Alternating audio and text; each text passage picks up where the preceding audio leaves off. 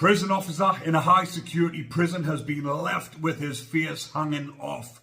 Now, I've had a look at the pictures and they are gruesome. Now, this attack on the prison officer has left him with lifelong scars which go from the top of his head all the way down, and his lip was hanging off. There is the pictures there. Obviously, they've been blurred out for obvious reasons.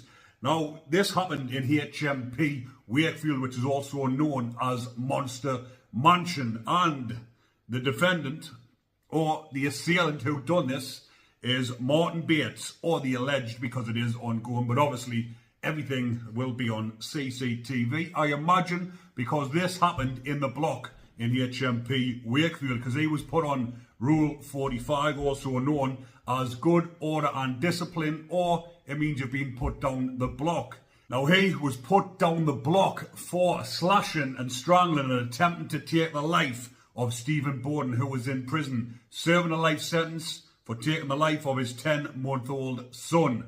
But Martin Bates has a history of violence inside the prison, and he is hard to manage and hard to control, as you can imagine, doing offences like this inside of prison, so he's being moved around the high security prisons.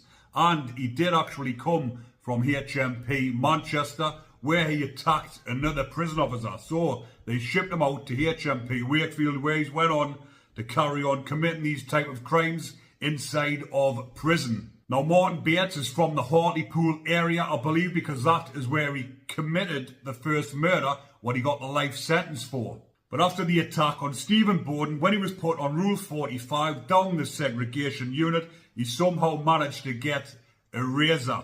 And obviously, this screw that he has attacked is one of the block screws.